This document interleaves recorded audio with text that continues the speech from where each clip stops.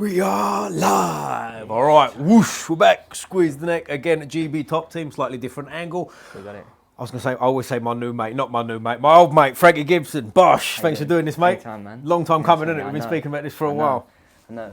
How many pods have you done now? This will be somewhere around 110, something like wow. that. So yeah, we're banging them out, mate. What's the stat? It's like any podcast doesn't make it to 20 episodes, fails or something like that. Is that right? Stat? Yeah. So if you can make it past 20 episodes, you're statistically guaranteed that you're onto good things. So I should puff my chest out now and walk around with my bollocks swinging. Have a big medal, big medal. Yep, so Mr. Monster, as you've known in certain circles, which we come on to later, mate. But as we said, Essex originally, we're the right side of the river, we're in the right place, you found yourself eventually. London. That's it, so we're getting to all that, but take us back, mate, as you get into martial arts and all that.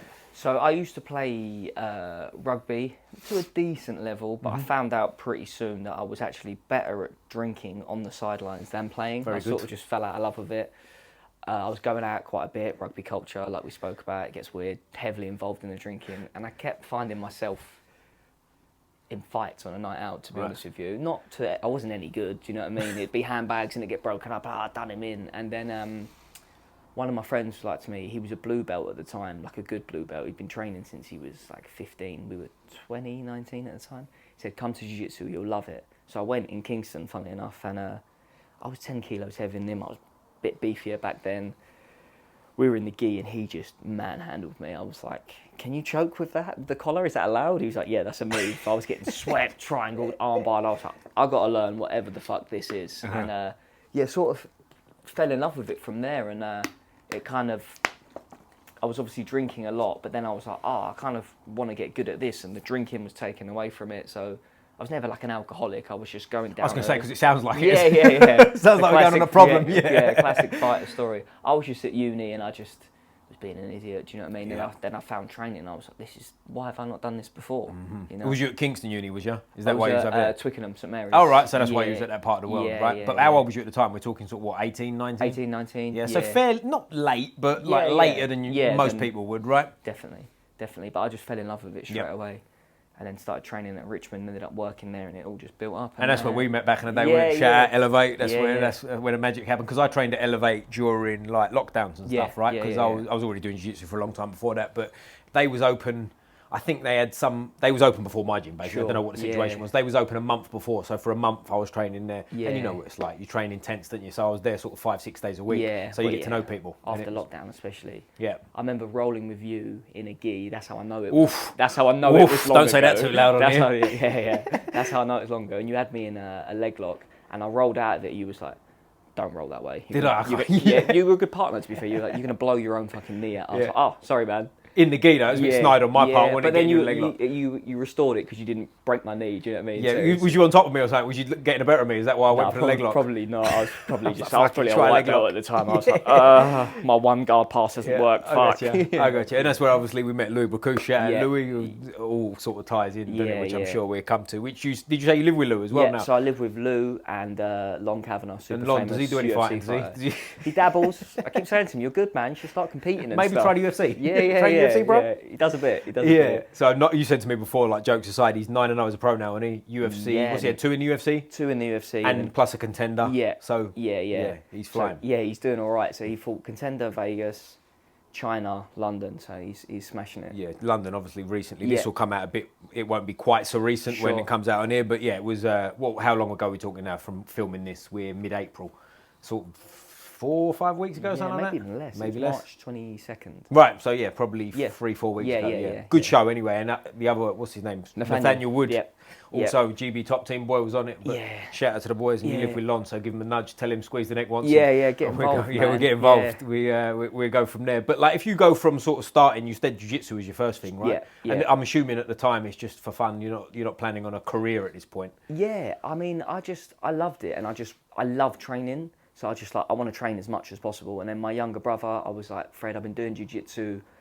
You've got to try it. Like, you're going to love it. Because I was sporty. I played rugby. He was a bit of a chubbier kid that didn't really have a sport. So he weren't like athletic in that sense. He is now. And then it was the end of the term at uni. I came home for the summer and we found an MMA gym, which was more kickboxing, admittedly. Then I started striking. I was like, I love this as well. So I smashed out striking for like maybe like 2.5, 3 years. I didn't grapple at all. I just fell in love with the striking. And then after lockdown, I was like, I should start grappling again. I used to love that. And then now I'm in love with the grappling. So I'm just trying to balance it. Do you know what I mean? Well, you've gone through it fairly quick in grappling, right? Because if we it goes fast. It's probably 4 years ago now we was training at Elevate. But you said you was a white belt then, you're a purple belt now. Like, that's pretty good going, isn't it? Yeah, it's not bad. It's gone well. I was a white belt for, I think, like 4 or 5 years. But on and off, you said you had 3 years off, right? Yeah, exactly. And then I came back, and I always found that with the rugby background, that the grappling, not that I was better at it, but it worked for me a little bit more. It was more natural to me. Striking, I felt a little bit unorthodox at first, but obviously I've just repped that out. So yeah, I just love it all. I think grappling's more natural anyway. And I always say this as well, and it's not just me saying it, loads of people say it, like it's easier to go from a striker to a grappler than the other way around. If you ever see a good grappler try and strike, it's fucking pitiful, isn't it? Do you know what I mean? For the most part. Don't give me the exceptions, but for the most part it's pitiful, isn't it? You know, if you see a wrestler start striking, you go, wow. Wow. Whereas the other way around, I feel, as I say, I think it's just more natural for a human, isn't it? Yeah. If you grab a kid, not that I grab kids, I knew you said something. If you mess around with some kids in the family, they want to grab you. They're not looking at punching you so much, you know. Unless you've got a lunatic kid, I don't know. But like, so where you started was in Kingston, you said. Yeah. Whereabouts was this? What's the gym? The Brotherhood, I think it was called. Oh, right. I think they're still about, aren't they? Jiu Jitsu Brotherhood or something like that? The Legacy. Okay. It was Mauricio Gomez. Right. Yeah. Where was this? Where was the place? In Kingston. It was in a school. They laid mats down before and after. Oh, right. Not a full-time facility. Yeah. So it was just of an evening. But I just kept going. I was getting smashed at first, but I was like, I really like this. I want to like get better at this. I was even doing the gi. Yeah. That's how you know. How dare you? Yeah, I know. Fucking shame yourself. Shame. Feel like you need a shower after you shower, don't you, for that, just to clean yourself. But like from there, when did it start becoming sort of like you wanted to actually have a fight? So over lockdown, like I'm super blessed. I had in my house, we had what used to be the after party shed. Oh, right, That quickly got converted and matted into a gym, so it's kind of poetic how that's changed as well. And then I had like gloves, shin guards, and my brother was training. So over lockdown, we had a gym and each other. So and what's the age gap between you and your brother? 5 years. Oh, right, so fairly big, yeah? You wouldn't think it if you met him. He's like 5, 6, 7 kilos heavier than me, about 3 inches taller. Oh, is he? He's the big little brother. Yeah. We go in like reverse order. There's 3 of us. Older brother, smallest, me. Then my youngest, yeah. But we had each other, so we were super blessed. We were just training kickboxing every day. Do you know what I mean? Drilling, hitting pads, sparring a little bit. So it's cool. And that's good. Like when we met before, like I was saying, I don't know if it was on camera or before, but we said like you used to commute from Essex every day to fucking Richmond. Which how long's that? That's what, at least an hour and a half, isn't it? Yeah, minimum. I'd need to leave 2 hours before in the morning. Now I like to be up an hour before I go. So if I have to be in at 10, I'm like, that's all right. But I'm up at 7, do you know what I mean? Right. And sometimes I'm just sat, 406, just like... Yeah, that'll hurt your feelings, won't it? Yeah, after training all day, like my body's cooked, and I'm just like in traffic, like get me home, I need to eat. So, and what was the thinking in moving? Was that for your career, if you like? Was that like, I'm going to do this for my fight career? Yeah, 100%, and like the work opportunities. So like thankfully I started teaching classes at Elevate, I got loads of PTs come through, I got another job in New Malden teaching kickboxing, so I was like, this is all here, my hub's here, I just have to commute each day. And then Lon and I and a few of others went to Thailand together. We went on first boys holiday together.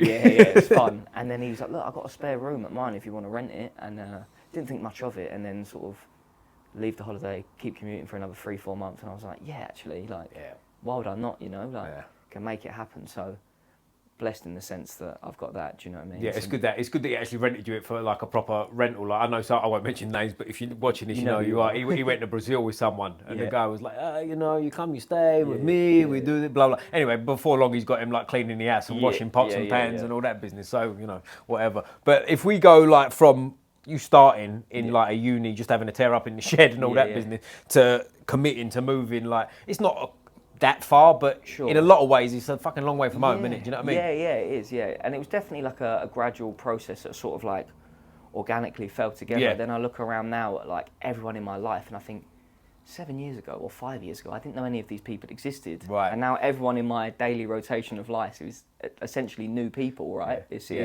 It's funny how it all works out. Because you're still young now, you're 27. You said to me before you're starting to feel older, I don't want to hear that shit, right? 27, whoa. My lower back feels 45, but that's it, other than that.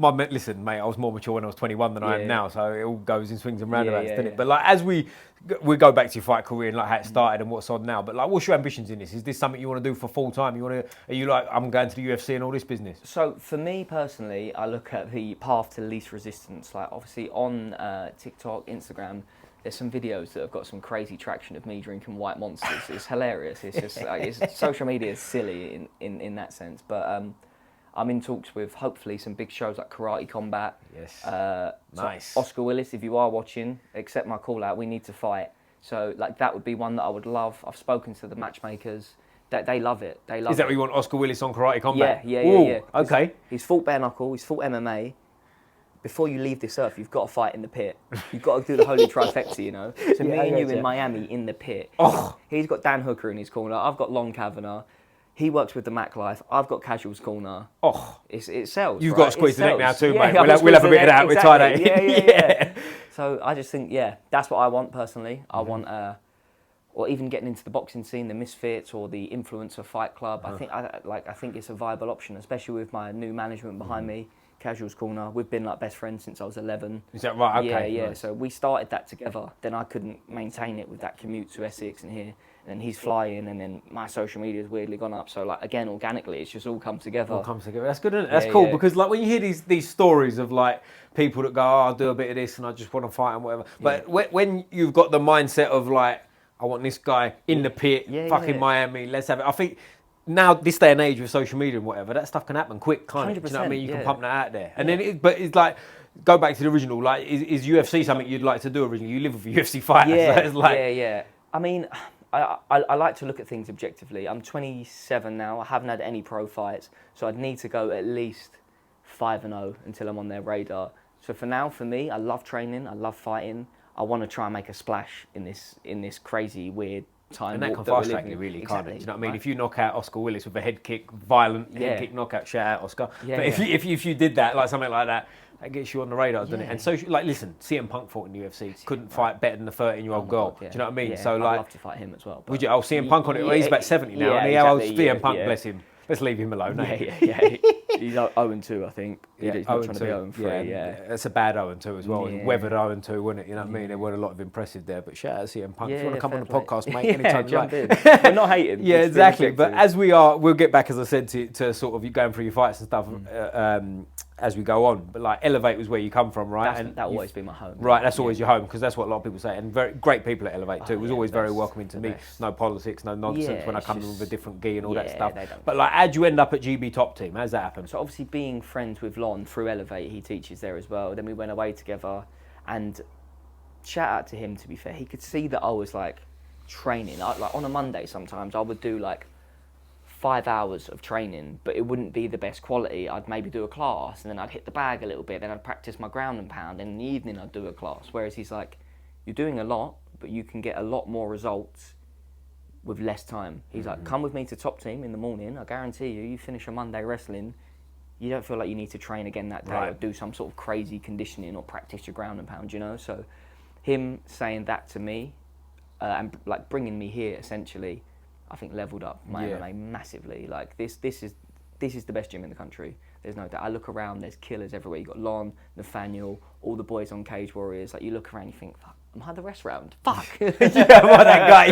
Am I the twink that they want to wrestle? Yeah. Well, that's handy if this is the best one, because this is 15 minutes from my house. But we'll come on to that later. But like from obviously with Lon, he's. Well, first of all, the first time I saw him and knowing he's fighting at flyweight, I was like, fucking hell, he's big for that, right? Not that he's a big guy, but like, for that weight, you go, shit, how's he do that? Well, we come on to like weight cuts and stuff for yourself earlier, because you're a bit, I don't want to say more sensible, but like you're closer to your weight cut, right? Sure. I look at you and the weight you're fighting at, you go, yeah, that makes sense. Right? Whereas some people you see, and we all know this, some people you look at and you go, that makes sense. Some people you look at and you go, whoa, maybe you should go up 2 or 3 weight divisions. Where are you pulling those 9 right, kilos exactly. from? Yeah. But like what you touched on there with the weight, and I've had conversations with obviously loads of people on here, plus my own experience and stuff with training.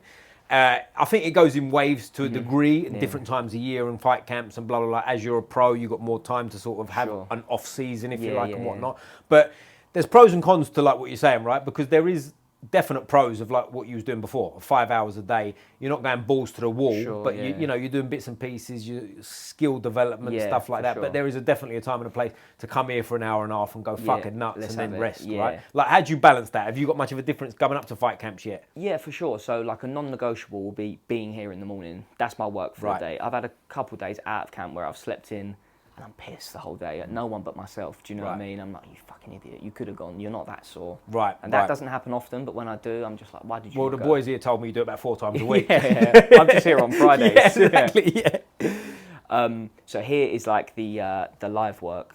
And then I try not to go live twice in a day, like rolling, sparring. Sometimes on a Monday, I'll do a little bit of jiu-jitsu in the evening. But I like to do here live, back at the hub in Richmond. I'll drill with some of the boys, Louis, Lon, Clarence, my other friend, just practicing like techniques essentially, or maybe do a class, do a little bit of technique, you know, because I still want to learn. Like, I'm not by any stretch completed MMA or grappling or boxing. Do you know what I mean? I'm always looking to improve, and I have that in my head when I spar.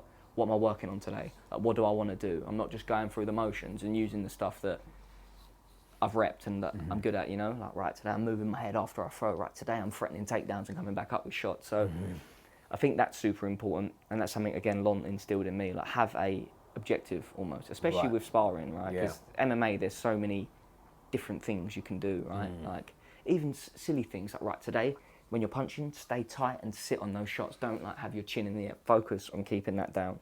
And those live reps, I just think they add up, you know, like time under tension. Then when you do come to fight, you're just like, I've done this a million times. That's interesting, because you say, like, obviously you come here for the class and that's like hard training and whatnot. And I would imagine, you tell me, you don't have as much say in what's going on, right? No, you just turn up and you're doing what you're told, sort of thing, and what's going on. Whereas other times I find, what I do, like when I'm teaching jiu-jitsu, for example, I like to jump into a lot of rounds, because some of the people you're rolling with, you've got a lot more experience with, so you can kind of, to liken it to striking, I can work on my jab. Do you know what I'm saying? I can do one thing specific. You know, you're not in that much danger, so you can afford to do it. Do you sort of play with that kind of stuff as well? Yeah, I agree. I think you need like 3 sort of rounds, and I won't name names, but like people that you can, like you say, try stuff with, people that you can like, fuck, is he going to get me today? Am I going to get him? Right. And then people that are going to smash you. Like, I spent enough time here in bad spots, just with like Nick Bagley on my back, like, fuck this, do I tap to a body triangle? I didn't, but it was a thought. Tap to a full mount. Mother's milk. I definitely think you need those 3 sort of rounds. You can't, if you're in a gym where you're just smashing everyone, I think you're in the wrong place. If you want to develop, you know, because if you want to compete, you're probably going to get put in a bad spot at some point. So you need to be like, oh, this isn't alien to me. I know this. I was working with a mind coach essentially, and shout out Stu. And when we do a lot of visualization, and when we visualize, he said, visualize yourself in bad spots, not just good spots, because it might happen, right? And like in the fight, round 3, I was tired. I took a terrible shot. It was lazy. He ended up taking my back, and I'd played that out so many times in my head. So as soon as he got on my back, I was like, oh, I've been here before. Shook him off exactly like I envisioned. Cool, I'm now on his guard, start punching him. And I just didn't panic whatsoever. I was up 2 rounds, admittedly, but it was just, you got to be put in bad spots. Like, you need to. It's a fight, ultimately. You know? And that's important what you said. It's the calmness of your mind, I think, sometimes, because I think that goes a little bit with what I was saying about, like, you know, when you know you're sort of at a higher level than someone that you're rolling with, because there's no panic. He's on your back. It's kind of like, do you know what I'm saying? Whereas if you're with someone that's of a higher level, but you've still got that mindset, that can really help you out, can't it, at times? And like with training, you've got to get the balance right, because you can't always get in smashed too, because then you can be just good at getting bashed up, can't you? Do you know what I mean? You can get good. We all know these people, and I've said it on here before, but like, that they get to a certain level of jiu-jitsu and then they don't get tapped anymore, but they never tap no one. They're the guy that just like the lay and pray. You don't pass my guard, you don't do nothing. At the end of the round, you're a bit like, oh mate, thanks, cheers. Do you know what I mean? That was a good round, wasn't it? And I think it's that like comfortability, losing rounds in the gym. I got guillotined today in MMA sparring, and at first I was like, fuck, I took a lazy shot. But I was like, fuck, I'd rather that now than in a fight. Do you know what I mean? And at the end of the day, it's training, right? Exactly. It don't matter. No one cares today. Do you know what I mean? And then I shot again, and he grabbed it, and I got out of it. So, all right, cool. I've made the adjustment. I've learnt the lesson. There's no more valuable life lesson than getting choked or punched in the face. You're like, I probably won't do that again. Yeah, but there was, or you was probably there actually. There was a seminar with Gary Tonin at Elevate back in the day. That was before my time. Before your time. It was, I think, it was just before sort of lockdowns. Yeah, sort of around that Maybe time. I was on my striking. You might have been about, but it was like he's basically said that like in the gym he gets tapped more than anyone because he just like baits things and just goes for it. I know, if I'm butchering it, sorry, Gal, but he's, do you know what I mean? Like, you're watching. Yeah, we know you're watching, Gal. You know you're a fan, but it's one of them like it's training at the end of the day, isn't it? Do you know what I mean? And I think people lose that. People lose that. They want to win every round. And of course, there's time. Don't get me wrong. We've got to go today, Frankie. Right, come on, Frank. Let's have it. Boom. But sometimes it's like, Frank, just like let's have a roll. Do you know what I mean? It is what it is. Yeah. And I think if you can do that and have that in check while you're still young enough, because a lot of people I think realise it when it's too late, don't they? Sure. Yeah, they're just smashing people and not getting that proper work in. Do you know what I mean? And like with striking that's a tricky one. And the reason I bring striking up, because grappling, you can in some ways you can afford to go hard all the time. Whether you, in terms of development or whatever, that's a completely different thing. I'm just talking in terms of looking after your body. Whereas striking, you don't want to get punched in the head hard every day. But at the same time, I think there's a bit of a culture nowadays of the sort of like, oh, we don't spar anymore. Yeah. And that's wrong too. You have to fucking spar, right? Like, how do you balance your training? What's it, like you said, like you'd like to do one hard session in the day. Is this year round or is this camp talk? Year round. So like sometimes I will take time off sparring, admittedly. Like I've been back sparring for 3 weeks now, but I fought 3 weeks before that. Right. And then I also got concussed in fight camp. Right. And then I got, I had a harder fight, like I took some shots, you know what I mean? So I was like, I'm going to let my brain rest. I was still shadowboxing, drilling, grappling, but I'm very aware of like not being an idiot, you know? Let my brain rest, you know? Like you've put it through the ringer. Yeah. Now just sort of easing back into it, hopefully getting something announced, you know? Oh, is that right? Yeah. Oscar Willis. Oscar Willis. I'm not saying nothing, mate, but you know, hey, watching, you better watch your back, son. Yeah. But with the training, do you go on a little bit of sort of intuition in terms of like today, you know the difference, like you said before, of being lazy and needing a rest, right? Do you go a little bit on like, today I'm going to do X, Y, Z because I feel like this versus like I wrote down on Monday, Tuesday, Wednesday I'm supposed to do that? Yeah, so I try to the best of my ability to keep it structured. Having this session every day at 10 is good for structure, but if I can't do like this, for example, say I've got whatever on, I always want to do something because I don't feel like it's a day wasted necessarily. Even if it's something like a bit of conditioning or put some rounds on the bag, like even just for my mental health, I need to sweat every single day. Like I need exercise that makes me sweat and I just feel so much better. If I don't train for a couple of days, I feel a bit out of sorts. Right, I'm with you there. Am I hearing it right that like when you come in and you do like your 10 o'clock and it's hard, is the rest of the day a bit more played by ear? This is my session, whatever else I get in. This is the non-negotiable. Right. And then of an evening, whether it's conditioning, I'm going to lift later on today. And I think that serves me well. Like hard work, conditioning, some sort of strength. And then that's one thing that always interests me as well, speaking to different people, because obviously, as I said, I've got my own opinion, but you see some people that's opinion's so different, but it also makes sense and it works for them. Like, what's conditioning look like for you? Typically, the assault bike, Old Faithful. Oh, you do actual conditioning, like proper? It's brutal. So depending like how far, either sprints or like lock steadier state, keeping it over like 350 for 3 minutes, which is tough. We've got Grip Point here. Shout out Grip Point. He's basically the mad scientist. That you should get him on. Actually, he'd be fucking. I think I've spoke to him. He's fucking hilarious. Yeah, brilliant. He does his conditioning sessions here. Is he right? Stage 2 battle testing for Gladiator Gibson is what formerly. Brilliant. You're Gladiator Gibson, are you? That's a bit of a title, that one. Yeah. He loves calling people Gladiator. Shout out Grip Point. He's hilarious. So he'll put us through that. So on a Wednesday, typically in camp, I'll come do Jiu Jitsu. Then I'm done for the day. Right. Yeah. Right. Because the reason I ask is a lot of people do sort of just lifting to look after their body. Sure. Some people do like mad caveman training, whatever. But then some people, and I'm sure you know them too, no, I don't do nothing. I just do martial arts. And that's it. And my opinion on that as time goes on, because if you'd have told me that a few years ago, I'd have gone, fucking, that's stupid. But now I think, if you're not injured and you're not trying to do too much other stuff that's going to make you injured, that can work. I feel like the lifting and stuff is more beneficial for looking after the body. Like I don't like weights per se. I say that. I do deadlifts, I do squats and stuff like that. But I like sort of gymnastics, like rings, all the handstand type work. Just purely because it makes me feel good. And I've got to the point now where it's a bit like, sometimes you feel like, I feel good, so it makes me perform better, so I'll do that. And I think there's a bit of an element of that too. Definitely. Do you know what I mean? There's a balance. You've got to make it work for you ultimately. And like a lot of people are like science-based lifters. Nothing's wrong or right, but if it works for you, it works for you, right? Perception's reality. If you do gymnastics and handstands, you think, fucking, I feel strong in jiu-jitsu, I feel fit, I feel limp, but then it works, right? Yeah, but, exactly, yeah. I think there's a big element of that, isn't there? Yeah. That, like, if you believe it, it's real to you. 100%. Because I know, like, I know people that have won all kinds of, more jiu-jitsu more than MMA, but won all kinds of, like, high-level tournaments, and they just do jiu-jitsu. Yeah. And a lot of it, and the mindset around it seems like, I can't be bothered to do anything else, I just like jiu-jitsu. Yeah. And because they're in that, and this is all bro science, right? Sure, but because they're in that relaxed kind of like, I just like this. Yeah, they do well at it, and they train sort of 2-3 times a day, just because they feel like it. I guess MMA is a bit different because of the impact. Punch in the face. That's what I'm getting at, ideally. Right? Yeah. But Sean Strickland does, doesn't he? Sean Strickland apparently doesn't train; he just spars. Yeah. He's not the example we want to go after, though, is he? Probably. I mean, he's got some mad views on the world. Slightly better than Bryce Mitchell, but he's still got some mad views. Yeah. He's a character for sure. He is a character, and he's won the belt, hasn't he? Do you know what I mean? At the end of the day, who are we? Yeah, exactly. How dare I? I've got 0 UFC titles. Exactly, but well, not yet. Anyway, we'll come on to that. Once you've knocked out Oscar Willis. His name? Willis. I was going to say Bevis. That's someone else, isn't it?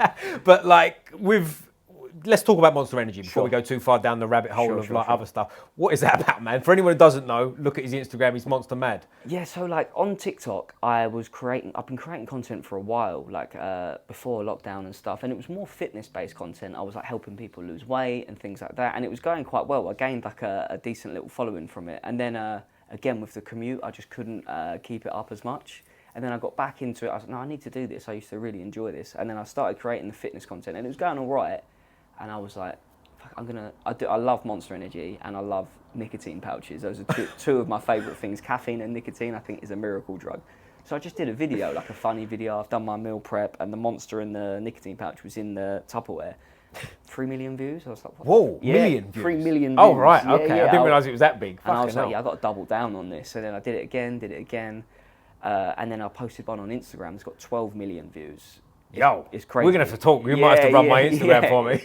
It's crazy, and I'm like, I've got to double down on this because I do it. Do you know what I mean? It's not. It's authentic to me, and it's leading up to the fight is when it really started going crazy. Then I was like, I've got a fight, by the way, and like people were invested. They're like, this geezer that's drinking Monster Energy drinks is having a fight. I wonder. So they were fans of you for your drinking, not your Monster drinking. Well, they were supporting it and interested in the fight, right? Like, I don't know this guy, but it was more like he does the Monster stuff. Oh, and he happens to be having a fight, so we're following. Yeah. So I got him in with the Monster, and I was like, oh, he's a fighter as well. Oh, you guys, I'm fighting this weekend. So it's social media is crazy now for fighters. It's how you promote yourself is super important, right? Like you can get good opportunities, like hopefully fighting in fucking Miami on Karate. Well, that's it, and it's the opportunities. You've got to be able to do it at the end of the day. But like, because I've had this chat the other day when I was shout out Greg White, boxing coach. We was talking about misfits and whatnot, and how some of the guys in KSI and whatnot, which maybe we'll come on to at some point in terms of the level. But like, you got to have something behind you, haven't you? Do you know what I mean? You've got to have, like Jake Paul, people can knock him all they want. He can fight a bit, can't he? Do you know what I'm saying? And more than a bit. Genius promoter. Of course. Genius promoter. Yeah, exactly. And I think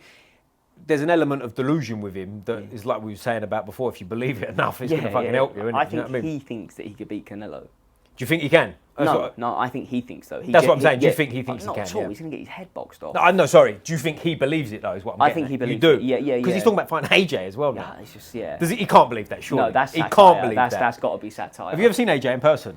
No. Well, I mean, like, he wouldn't fit through that door. Do you know what I mean? He's fucking enormous. Carved out of a stone. Yeah. I mean, I don't know what testing they'd do for Jake Paul, but Jake Paul's on all the minerals. Do you know what I'm saying? He's on something. He's on more than Monster Energy. Since his first like amateur boxing fight, his head's gone like this. I'm like, that'll be growth hormone, I think. Maybe it's pubic. I don't know, bro. You don't know. Maybe he's eating more lentils. I don't know. But it's a funny world we live in because like people are talking about like. And I said this on the podcast, so I'm repeating myself, but whatever. But like the one that got me is with the money and stuff is like David Haye, who was obviously at one time, the guy. Fuck me, was he a good fighter, right? But he's on the camera at one point talking about KSI after he boxed someone, going, "Oh, KSI really looked like a pro tonight. He looks like shit, right?" And you're going, David, how much do you need a pan note, mate? Like, what is that about? That's where he's it loses me. Punches and bouncing. Terrible. And it's like that's where I go. If you want to say Jake Paul can fight a bit, because he can. But like KSI, you look at him and you go, mate, I know 14-year-old amateurs that could slap him about. 100%. Like, what are you talking about here? Do you know, he pulled out of he might have been ill, bless him. Bless him. But he pulled out of a boxing match with Dylan Dennis. Like, what happened there? He was ill apparently. He had some kind of KSI virus. Was ill. KSI had some sort of virus, but maybe it was legit. But like, if you're pulling out of a boxing match, not a fight, a boxing match with Dylan Dennis, you can't be that confident in yourself, right? Because I mean, a boxing match with Dylan Dennis, if I had sugar diabetes and a fucking club foot, I'd turn up for that one. That's a payday, isn't it? But he's another one, like prime example. He's 2-0 in MMA, and like look what he's doing. He's just like, everyone's speaking about him, right? You might not like him, and like you might think he's a fucking idiot, but he plays up to it, and he's active on Twitter, just calling people out. I'd heel hook John Jones. People are like, no, you fucking wouldn't. Of course you fucking wouldn't. But do you know with him, Dylan Dennis specifically, I think he's one of them that's just too stupid. Like, you know, it's like Jake Paul's brilliant. Yeah. In terms of like what he does. I think Dylan Dennis might just be dumb luck because like, you listen to him talk sometimes, you go, huh? Yeah. What? Yeah. You know, it's like, because didn't he get choked out? Am I talking about the right guy? He got choked out by a bouncer once, didn't he? That was Dylan Dennis. Yeah. And he is a black belt and like a serious high level. Do you know the story behind that? No. So he went to a nightclub, didn't have ID.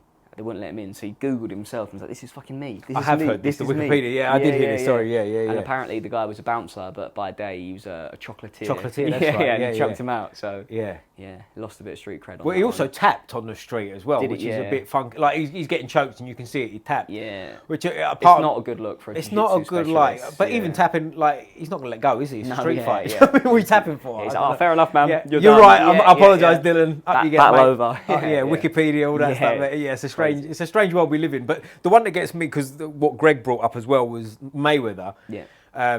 He fought, I think his name Deji. Is it KSI's brother? Yeah. Who, again, like he's even worse. He's even worse than his brother. And it's just a strange situation because, like, the part of me goes like, I can understand Mayweather doing it. You know, like, I don't know who he fought, but he did someone who took the ring card girls thing, and it's a bit of a show, and it's all fun. But like when he's there, and I think it was John Gotti's grandson. Yes. And it was all like needle. I just go like, Floyd, you're mugging yourself off here. Aren't you? Like, you was at one time, not at one time, you still are like one of the all-time greats of the sport. 100%. And like you're sort of lowering yourself to fucking boxing. Deji. I think he boxed the guy from Geordie Shore as well. Did he? Yeah. Oh, he smashed him up. Yeah. But yeah, it's a weird world that we're living in, and like, you might as well try and take advantage of it, whether you love it or hate it. It's happening, so. That's it. Yeah. Well, this is the other thing I was saying again. Sorry, repeating myself. But with Greg, we were saying like, I don't mind it when they're in their own lane and they're boxing each other. Sure. And if once a year you had sort of, or once every 2 years you had like a big show where you're doing all this like crossover stuff. But where it's regular, I just go like, oh. Yeah. And what I don't like is when they try and speak like they're the best fighters in the world. When KSI's calling that real fighters, you know, when you go... Yeah, humble yourself a bit. Yeah. Like, God willing, when I get this fight with Oscar Willis, like the lead up, I'm going to be like just fucking around, do you know what I mean? I'm not going to be like, I've been so locked in for this camp, I'm going to kill you and your family, I'm going to have my shades on, my monster gun, a cowboy hat, I want a song and dance when I come out, I want press conferences. Mankini or too far? Oh, I mean, Mankini? We're going to squeeze the neck Mankini for you, stick it on. Small font. Very small. Baby font for you. Yeah. I'll rip off the karate combat. Whoa! Easy now. Yeah, but it's a strange world. But karate combat, I tell you what, that's something I've never seen it live, obviously. Sure, but like I don't think I've even watched an event like as it's happening. I've just watched fights after. But it's that's a good one, isn't it? I like karate combat. Man. It's cool. I think it's the pit is the future of combat. Like if you watch what Craig Jones is doing with CJI, I just think aesthetically it's just so cool. It's like an old 80s movie. It is, yeah. And I'll tell you what I like about it too is they're doing sort of crossover fights. Like you had Rockhold fight Joe Schilling and won and stuff. And like I just think stuff like that's cool. I love it. Do you know what I mean? Because it's crossover. They're both, none of them are karate guys per se, but they're real fighters. They're not KSIing up. Do you know what I mean? Not that we're shitting on KSI, but we kind of shit on KSI. You can come on the pod as well, KSI. You can come on. We can have a fight if you want to know. Do you know what I mean? On the pod, make some money. Bring your checkbook. We'll take that. But it's cool. I like it. And with the sort of bare knuckle MMA that's going on, I think it's Masvidal, isn't it, that does the bare knuckle organisation. I'm all for this stuff. Like this stuff, like really, it's got a place to me. Do you know what I mean? I don't know if you've ever seen a one championship event. Yeah, have I been to one? No, I didn't go, but I've seen where Demetrius fought Rodtang. Right. 1 round MMA, 1 round Thai boxing first, MMA, Thai boxing. I love that. That's great. That's what I'm getting at. Because I was at a one championship in America, and I just happened to be there while like Liam Harrison, Jonathan Haggett, he was fighting and stuff like that. And it's cool, man, because they do it like the Muay Thai fights. There's an MMA fight. There was supposed to be Mikey Musumeci, he got injured, so there wasn't a grappling match. But it's like one to the next to the next. And where it's real cool, it's like you know when you go to some fight organisations, there's a fight. And then there's like a fucking 20-minute of like...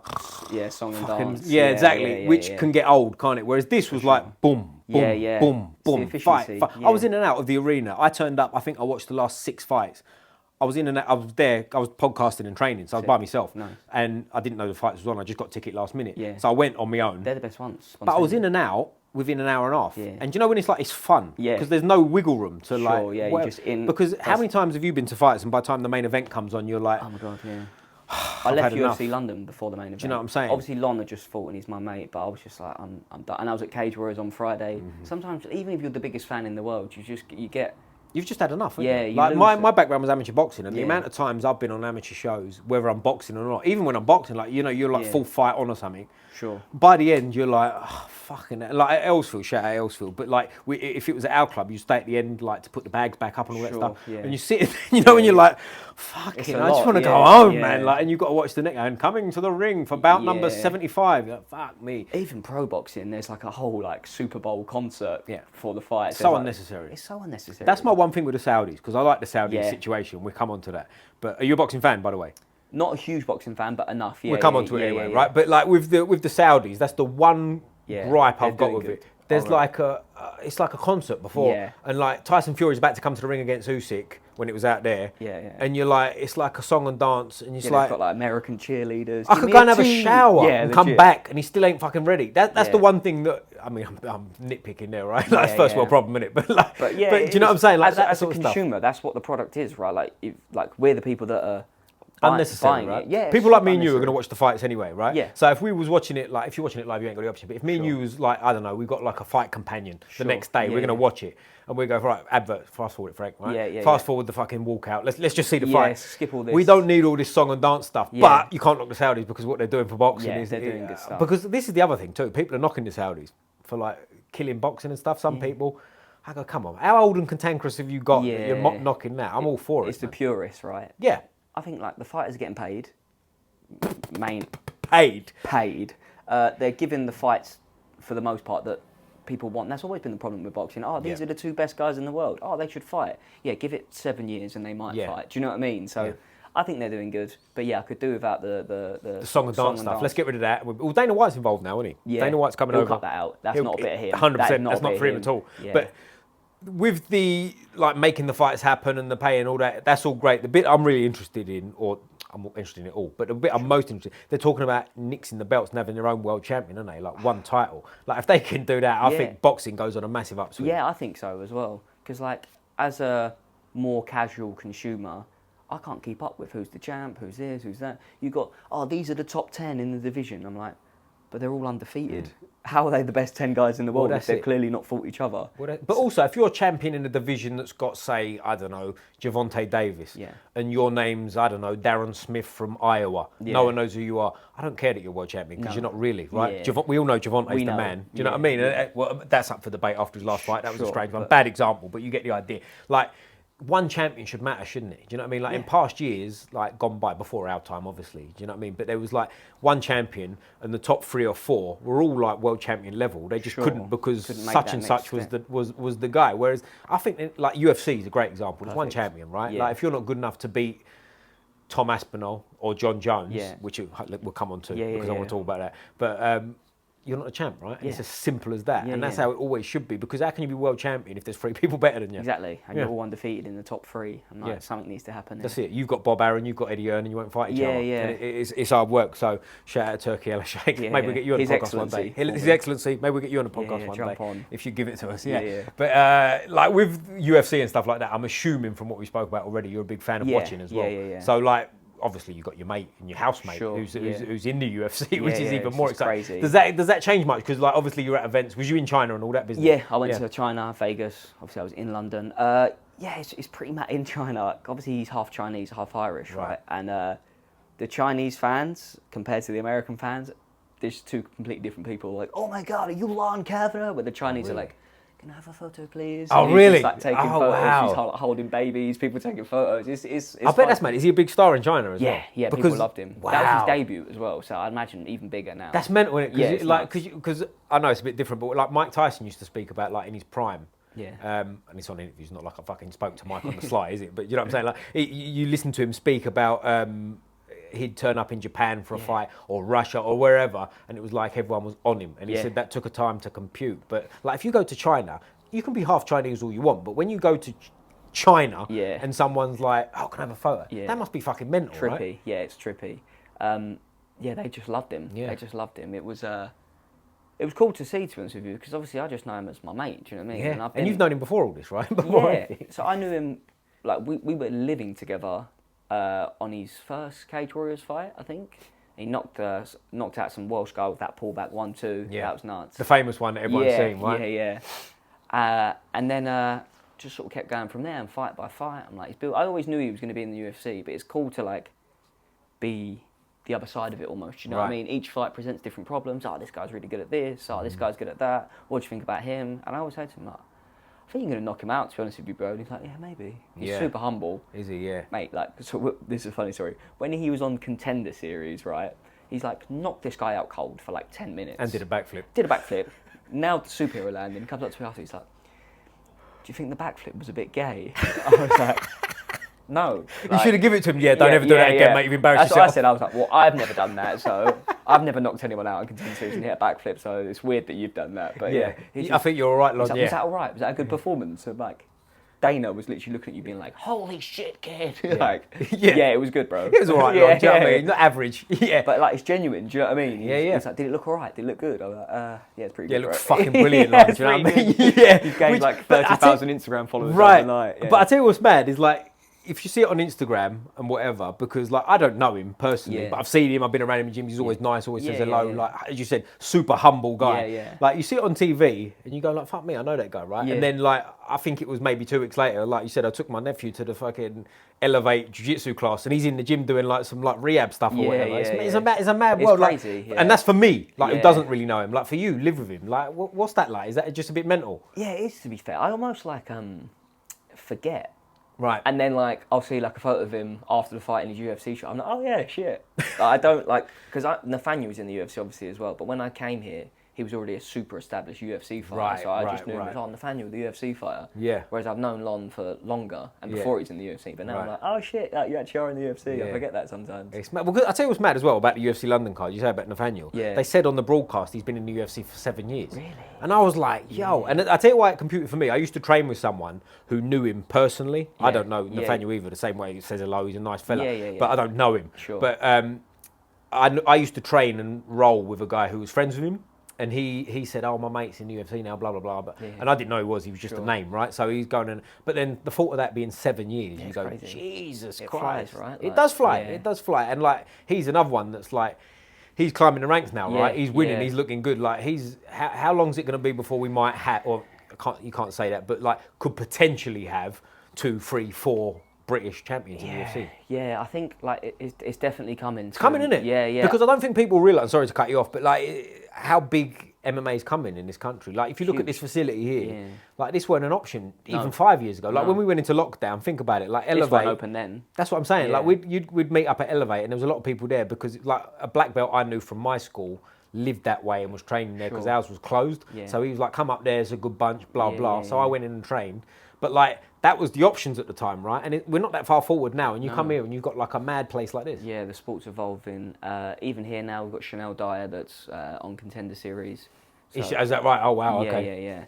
So, like, 3 UFC fighters in the gym, that's huge for gym morale. Do you know what I mean? Especially in London as well. Like, they're the only 2 London UFC fighters. So I think it's huge. Is that right? Yeah. I keep saying to Nathaniel, because he's changed his fight name to The Last Kingsman. Right. Like, you got to tap into you being a British geezer. Yeah. So I keep commenting on these things. Someone get this geezer a cup of tea and a top 15 ranked opponent. A pair of braces. All that stuff. Suit.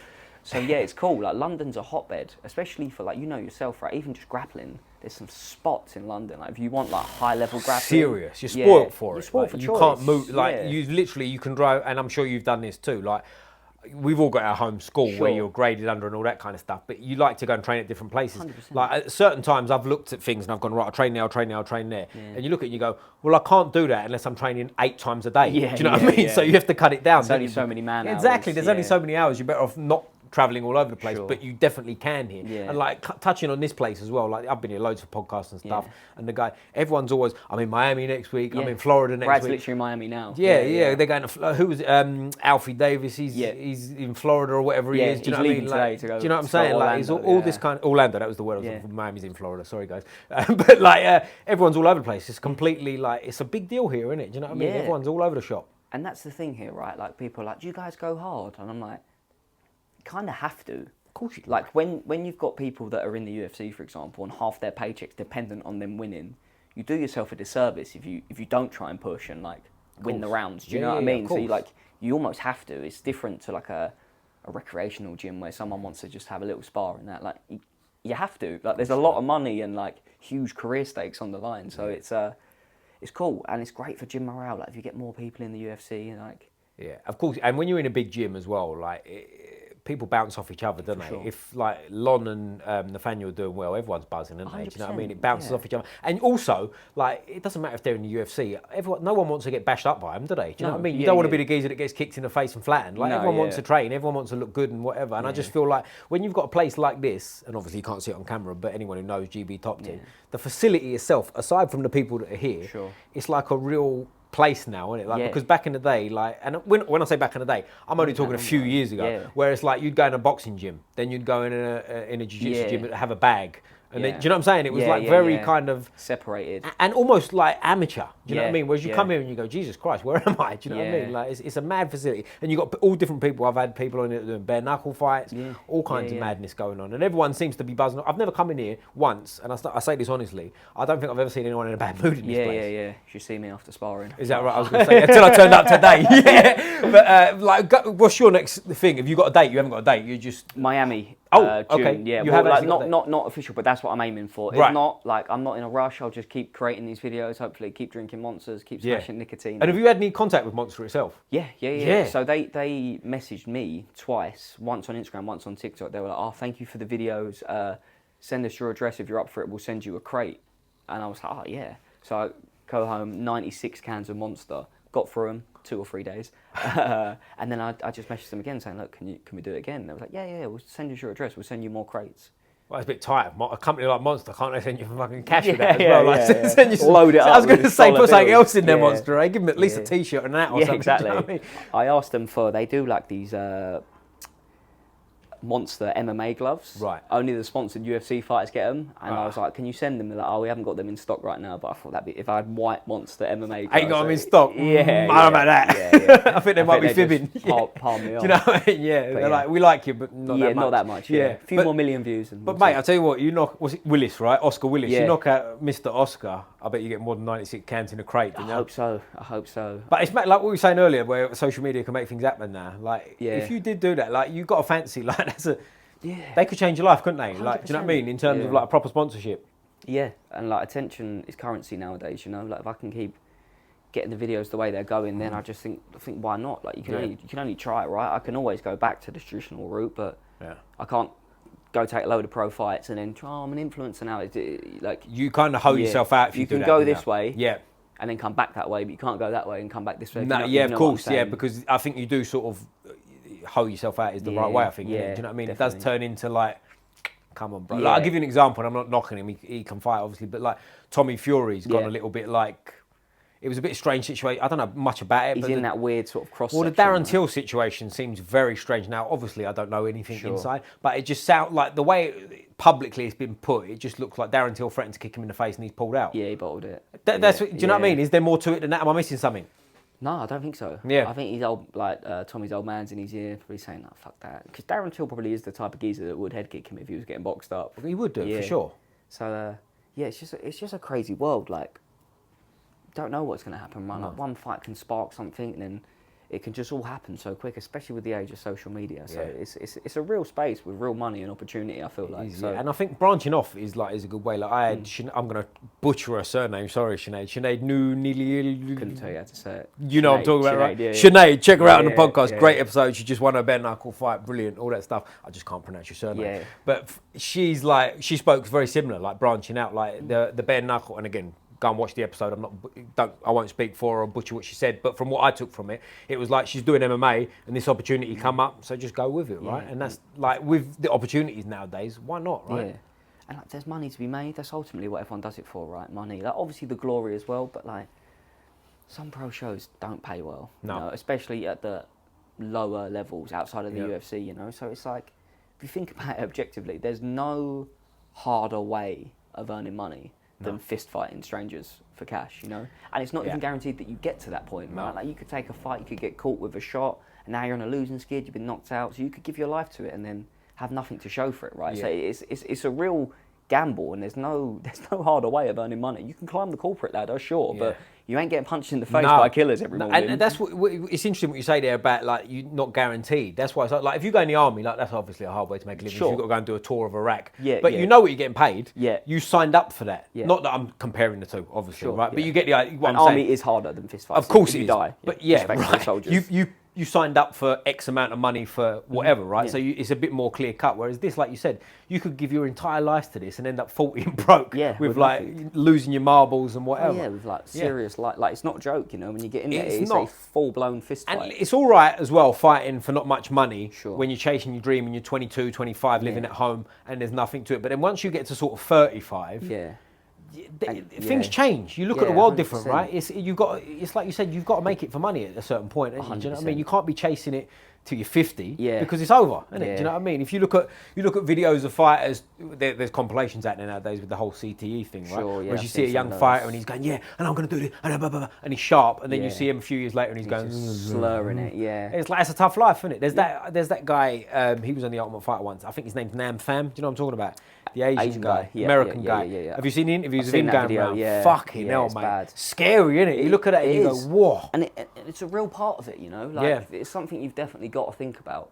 Like, people are like, if you think about that, you're not in the right sport. But I just look at things objectively.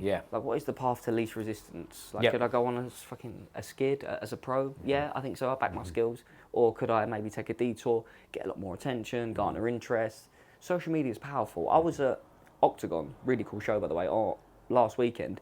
They had an influencer fight on there. Did they? MMA. The guys were actually all right level, to be fair. I'd smoke them both. But like that's what I mean. It's the way the world's heading. They were co-main event in a 15,000-seat arena in Germany. Do you know what I mean? It's crazy, right? Like that's what winds people up, though, isn't it? Is when people that you see. Like I was at a show years ago. I can't even remember what it was called. It was like. It wasn't, but something like Fury MMA or something. It wasn't that, but like along those lines. What had happened, I'd been to the UFC at the O2, and outside after they handing out flyers for the Indigo the week after, so we went for that as well. And like when I say the level was bad, it was like my mate. I went with some mates that weren't into fighting or anything, and there was two guys that come out of one fight, and when it's like the energy in the room's dying a little bit, and these two blokes are so bad, and my mate leant across, he went to me, mate, like, are these as bad as I think they are? And I said, mate, I think I could beat both of them at the same time. They was that bad, do you know what I mean? But again, they're at the Indigo, like, making, I don't know what I say that, making money. I don't know what they're making, but like, they're in front of that. They're on that stage. They've got that stage, right? And like, there's other people, like, I started off as an amateur boxer. Like, some of the boxers are boxing in front of fucking 60 people at a working man's club. And their level is fucking insane. Exactly. Do you know what I mean? And they're paying to be there. They're not even, they're paying their opponent to be there. It's the game, right? It's a business at the end of the day. And like, if you can get attention on you, then I think that serves you well, you know? Like, if you can make people want to watch you fight, because that's ultimately what it is, right? Like, come and watch me fight, which is a weird sell if you think about it objectively. But it's just the strange game. But it's got to be exciting too, because you can be the best boxer in the world. If you're boring to watch, no one wants to watch you. There is an element of that too, so you've got to have the excitement. I don't like the influence of boxing. When you're like, again, not that I'm picking on him, KSI, but like, he's on the mic giving it the big one, and it's just like, bro, you can't even fight. Like, you know what I mean? There's definitely a way of doing it, I feel like. That's what I'm saying. Don't disrespect the sport. That's what I mean. Don't call out Joshua or Canelo. And the reason I keep bringing him up, KSI, is because I think he actually thinks he can fight, which is what, do you know what I'm saying? Like, his personality is where you go like, come on, man. It's a bit cringe, isn't it? It is cringe, like, I'm the nightmare. Yeah. Like, oh, man. You just wish like a 16-year-old amateur boxer would just go down and go, just do me a favour, James. Go and ping his head off for an hour. Do you know what I mean? And let him know what it is. But he's training with some serious people. He's down to shoot, I think, right? That's what I mean. So like, I don't know. What do I know? I'm not around him, right? And he's obviously making money from it, right? So he's making more money than God knows what. That's it, I guess. So you can end up being like, you sounding like a bit of a bitter old dinosaur, can't you? Going, oh, well, he can't fight, but you know, he's got 100 million in the bank, so what's he care? If they respect the sport, I'm there for it, you know. Like, if you can see that maybe they're not the best level, but they're training hard. There's a YouTuber, I think his name's Anis on Gib. I think he fought Jake Paul in like an amateur fight, and he used to be a fat little FIFA YouTuber, but now he's super lean, and he can fight a bit, and he's got dog, and you know what I mean? Like, you can tell that he's putting a lot of work into his conditioning, his boxing, so I'm like, fair play. Right. And at the same time, I also think, with someone rich, like, you don't have to fight. Do you know what I mean? So you're doing it. So I respect that in a sense, but Yeah, that's just a way of doing things, I feel like, in terms I of guess my promotion. issue with it's more like the outside, you know, like before, like if you go back 10 years and like people know the score really with like a box or something, whereas I think some people might be confused now that some of these misfits boxers are like, why don't he fight like AJ? Yeah, it's like, well, because he'd probably get killed. Do you know what I mean? It's a death sentence. Exactly, yeah, but that's where I guess it becomes frustrating. But then at the same time, I guess it's a little bit like, why would you lose any sleep over it? Would you bother what other people think? So that's what I mean. You've got to take advantage of the game. You know, that's it. It is exactly. a game ultimately. But, yeah, exactly. So like, but I tell you one thing that comes to mind when we mention all this kind of stuff is, you know, like UFC, right? Is obviously the top show. Yeah. A lot of people say about like competition between Bellator's gone now or PFL or whatever it's situated. They've merged and whether I think there are different parts of the same show, whatever it is. But whatever, you get what I'm saying. Yeah. PFL, you got your Bellators. Where I think the competition's good is for like second place. Do you know what I'm saying? Yeah. Whereas UFC is the big show that you all get to. Everyone knows that's as a fighter. That's what I think. I don't think it's good when you got shows that are trying to compete with UFC because then it becomes a bit kind of, not sideshow's the wrong word, but you get what I'm coming from, like in terms of like, we know what the big show is. Yeah. And like, I'll give you an example, One, because One's different. They're in a different lane a little bit. They keep promoting different fights. And I think it's great. Like when I was at the One show, mate, for entertainment value, I was buzzing. I like it that they do like Jiu Jitsu, kickboxing, MMA. Yeah. I love the Muay Thai and the small gloves. Yeah, I do. I think that's great. But I don't want to see it in the UFC, is my point. Yeah. I want the UFC to stay pure. Yeah. Do you know what I mean? That's the top dogs. Yeah, they're doing the right things and the model's not broken, so don't fix it. Exactly, you know what I mean? Right. But like, touching on the UFC, I've mentioned it on there maybe 6 million times now, but we go again. Tom Aspinall and John Jones. Yeah. Like, tell me, firstly, is it going to happen at all? I think it will. I think John Jones is very calculated. I think, this is my kind of conspiracy theory, I think he wants to fight him, but he's just saying, maybe this, that, and then they're like, we'll throw the bag at you. Yeah. And he's like, I would have fought him for less, but I'm just playing the game a little bit. Now I've got more money to take a fight that I was going to fight anyway. I think he's a competitor through and through. I don't think there's any way he's leaving this sport without fighting Tom Aspinall. Especially the more people... especially now Pereira's lost. Yeah. Like, what else are you going to do? Yeah. He wants that GOAT status, which he's got, right? But but I've said this before as well, and you tell me what you think. I think if he doesn't fight Tom Aspinall, it does him more damage than if he fights and loses. In terms of legacy. Yeah. Do you see where I'm coming from? Yeah. Because it's like, you got to fight him, right? Yeah, he needs to do it. And like, people are like quick to write Tom off. Like, Tom could never beat him. I think John Jones lost to Reyes when they fought. Yeah. And Reyes is good in his own right, had a good win on the weekend or last weekend. But Aspinall's a whole different problem. He hits you, you're going down. Yeah. But I think John Jones is a lot better now too, in terms of, he's bigger. Not that I think the size was so much of an issue, but interest, I think. Like, you got a new challenge. Like, how much interest did he, and I know it sounds like you're making an excuse for him, but how much interest did he have in another title defence against someone no one's heard of? Yeah. Do you know what I'm saying? Yeah, he needs the big fights to get him up, I think. Right. And I'm one of these, I go back and forth. Every time I see Tom Aspinall fight, I think he's going to win. Every time I see John Jones fight, I remember, and you go, same to be fair. John Jones. Yeah. What's the Roy Jones thing? Y'all must have forgot. You must have forgot. But like, John Jones, like, I could see that fight going, and however that fight went, I wouldn't be surprised. Yeah, to be fair. Do you know what I mean? Like, if Tom starched him, I wouldn't be like, oh my God, no way. But then if John took him down and elbowed him, I wouldn't be shocked. So, and that's what it is, right? Like, that interest sells. Yeah, people want to know, right? Yeah. People are like, how is that fight going to go? Yeah. So, yeah. I think they'll make it. He said something, he wants like 6 more months to settle into I think they'll fight in a National Fight Week in July. I think that, because that's the big show, right? I think that'll be John Jones' swan song. Yeah. Do you know what I mean? Beats him and goes away. Not that I think he will beat him necessarily, but like, I tell you the only thing I'd be surprised at if it was a close fight. Yeah. Either way, I think it will be very dominant one way or another. I think Tom gets rid of him quick the way he does, or John does. John just takes over, like he does. Yeah. He looked good against Stipe, to be fair. He did. I've never seen his boxing look that sharp. No, he looked good, mate. 3-2, But even like, people knock Cyril Gane, don't they? Yeah. Like, he beat Cyril Gane the way me or you would beat a 12-year-old boy. Yeah, like, it was like, come in, guillotine straight away. Have that. Yeah. Do you know what I mean? It was like, that is you got to give credit where it's due, isn't it? Yeah, do you know what I mean? For sure. If he hadn't done that, like, I think there would be more push for him to go and fight Aspinall, because it's more of the unknown, right? But we've seen him a little bit heavyweight. He looked fucking great. Couldn't have done any better, really, objectively. And now I think, right, people are like, I want to see more. I want to see more.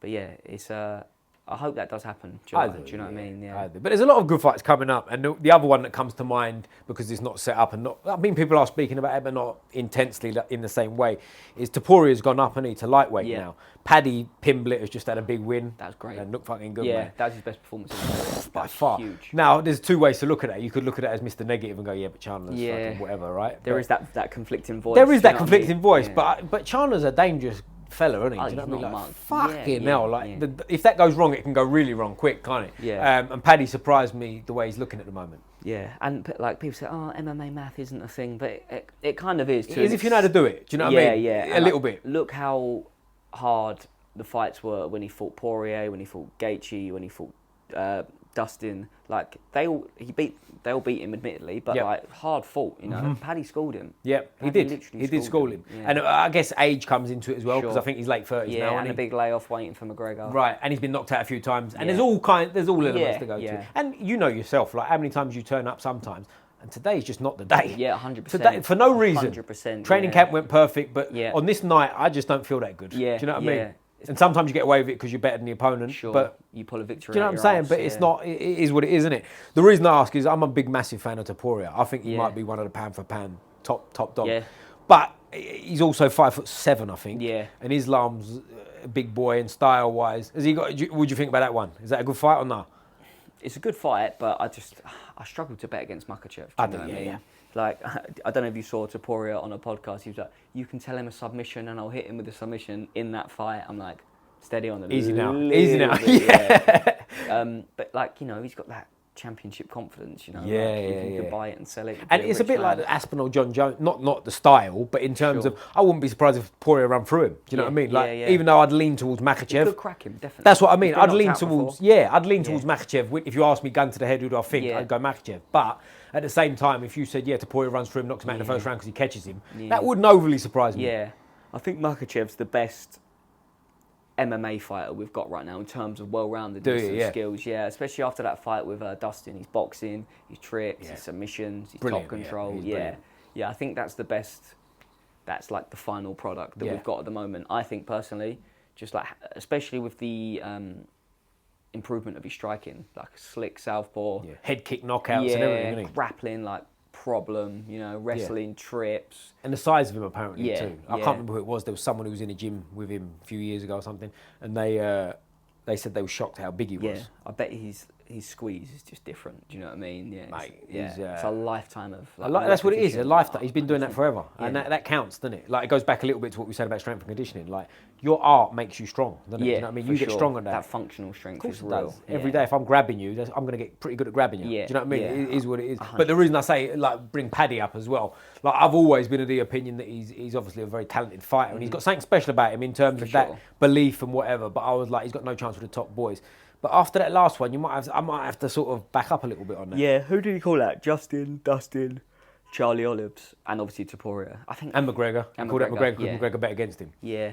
Fight McGregor by all means, you know what I mean? That's the fight. Yeah, I think you could. That's the one to go after, I think. Because like, again, the path to least resistance, right? Probably the easiest opponent to the most. Well, it is. McGregor's checked out, hasn't he? In terms of, did you see the interview he gave? I think it was on MacLife. Really? He said something about. He said something, and someone might help me out with this. But he basically said like, I'm happy. I'll see what I want to do. Yeah. And that to me is like, I'm rich and happy. Like, leave me alone. Do you know what I mean? Drinking whiskey and doing other things. I was going to say 100 million in the bank, but I think that's taken away from him. Isn't it? I think he's got an awful lot more than that. After the allegations. I think he's got. But he's. I don't think Paddy will get the title though. Do you?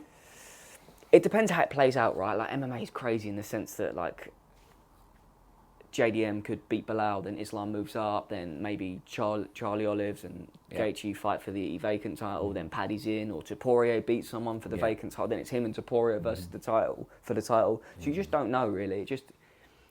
It's all about timing. Yeah. Who's got it at the time, right? Styles make fights 100%, and he could win some of those fights definitely after Saturday 100%. I think Gaethje's a rough matchup for him, to be honest. I think he could beat most of them. I don't think. I just think if he gets in there with Islam, I think I go. Ugh. That's different. Yeah. That's another level, isn't it? There's like a level where it's like you can't fuck with that. Yeah. If I was him, which I'm obviously not, I would like try and like Islam's.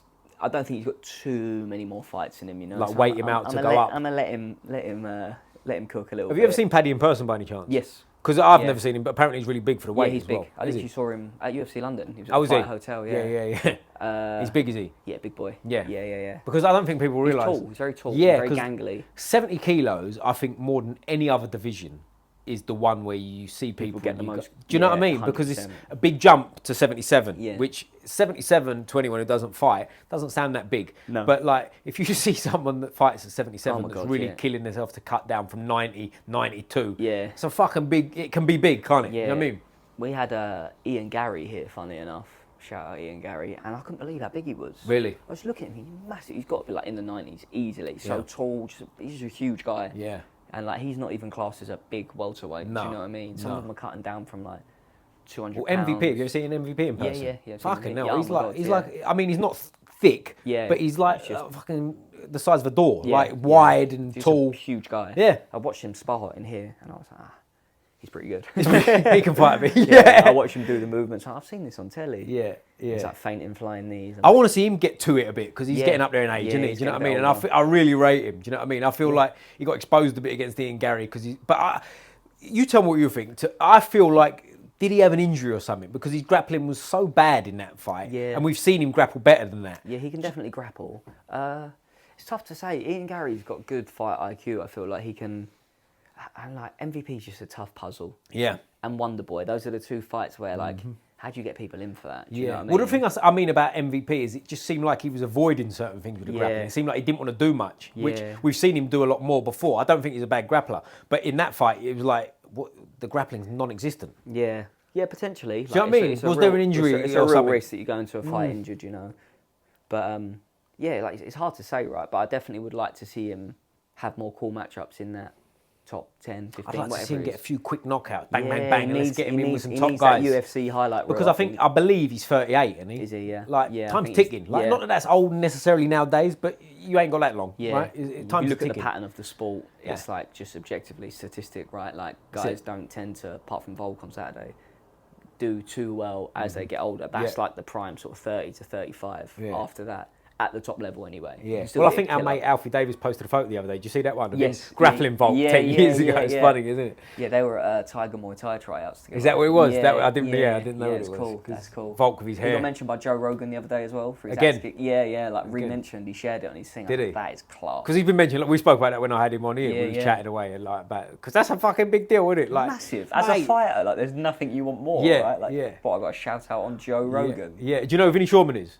Yes, the like mind hypnosis. coach. Yeah, I've spoke to him. I was in his house on it, and like that was the first time I've ever done this podcast where I was just a bit starstruck's the wrong word, but I was like taken aback. I'm in Vinny Shawman's house talking to Vinny Shawman. I was a bit like, this is a bit mental. I've seen him on Rogan 4 times. You know what I mean? And I'll tell you why that comes to mind. I think was when we talked about one. I happened to be flying the next week out to Denver for training and podcasting. Nice. And it was the same week that Liam Harrison was going. Nice. Liam Harrison was on my flight. Amazing. The whole thing was just like weird. And he was like in the queue, like I'm at the cheap seats in the back. He was at first class, wasn't he? But we kind of walked past each other like that. Yeah. And you know when you catch eyes with someone and you're looking at someone that you know, you don't know you, but you're looking at him and you go, you feel like that's so-and-so. Like, you know, it takes a second to sort of dawn on you, but the whole thing was a bit mad. But the reason I bring Vinny Shawman up, as I say, he was like so down to earth. Yeah. But he's been on Rogan 4 times, I think he said. Vin, if I'm wrong, correct me, mate. But I think he said 4 times. That's like, cool. Big deal, isn't it? Yeah, that's but huge. I forget my point. We were talking about Alfie Davis, weren't we? Yeah. But, you know, this is what we do on here. We rant and rave. Yeah, but the other one I wanted to bring up as well, the other division, is middleweight. Because Israel seems like he's fallen off. A little bit, yeah. Has he fallen off, or is he like, is the division caught up with him? Been figured out? I think the division's caught up with him a little bit. I think like and again, who am I to say? He's obviously getting older. It was a shame when he got caught by Imamov. I don't know. Yeah. You know what I'm talking about. Imamov. It's a shame, man, because like you just got to appreciate the fighters as they come, right? Like he gave us some like cool moments and some like historical stuff in the sport, you know. Like, but also with him specifically, and I know there's others like that too. But it's like. He got all the achievements. Yeah. He's multi-millionaire. He's set, isn't he? Do you know what I mean? It's all good. Like it's not like one of them sad stories like we were speaking about earlier, where someone's stuttering and done their money. Like he's good, isn't he? He's cool. Yeah. He ain't got to work again. Do you know what I mean? He can just chill. Yeah. Yeah. I think so. Obviously, like your ego takes over when you lose a fight and you were the champion. Like like I wouldn't know. I've never been a UFC champion, but not yet, bro. Not yet. Give it time. Coming. Oscar, you're next. Combat champion. Yeah, Oscar, you're next.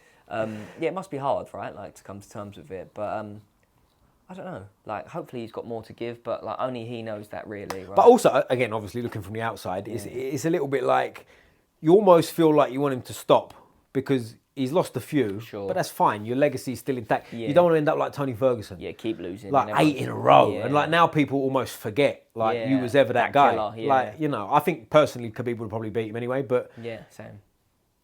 like now you look at it and you go like, you tarnish your legacy. Like he lost to people. No one's going to convince me otherwise that he lost to people in that 8-fight losing run that he would have smashed before, right? Of course, like the Gaethje one, I think punched it out of him, didn't it? You know? Yeah, that was tough, and that was in lockdown when there was no fans. Yeah, he was supposed to fight Khabib. You could just hear the impact. That's brutal.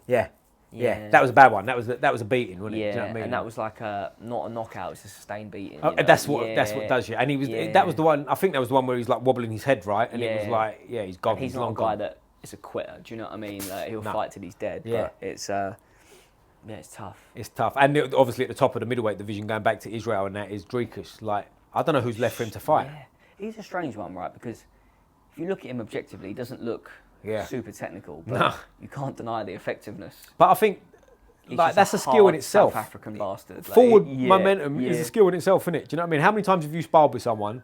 We all have. That you're better than, but they're just like almost not that Dricus is in this category, but similar style in terms of they're just too dumb to realise it, so they keep walking at you, and you go, all right, cool, we'll carry on then. Yeah, it's unorthodox, right? Like you just like, I'm like hitting him, and you hit him with a good shot, and they just nothing, and they fall on you. Start to doubt your own power. You're exactly, like, am I punching like a? But they sort of fall on you, don't they? They grab, they make noises, and you're a bit like, it's tiring. It's weird. It's strange. It's a strange thing, but he's he's an interesting cat too, because obviously I've never seen him in person either, but people say about the size of him is a big deal too. Yeah, because huge. Middleweight, again, like we touched on earlier with the welterweights, like middleweights, if they're in shape, training, out a season, that's a big fucking lump too. Big boys. That's like a heavyweight nowadays, isn't it? Do you know what I mean? Some of them guys are 100 kilos-ish, aren't they? Easy. And like jacked and whatever. So with him specifically, I use him because he's talking about fighting Pereira. Like Pereira, I feel is like the other side of that line, where he's too big for that, which is why he went out against Izzy, right? Do you know what I mean? Whereas like Dricus, I think, seems like he's just about on the nose of how big you can be and be effective. Yeah, like he probably couldn't put on any more muscle mass if he tried. He's just like... Well, I mean, there's a certain way, right? Let's be honest, there's a certain way. Yeah. On the knee. Get him some Monster. Yeah, exactly. And some nicotine pouches. That's it, he'll be fine. But he's an interesting cat, because they were talking about him fighting Pereira before Pereira lost, right? Yeah.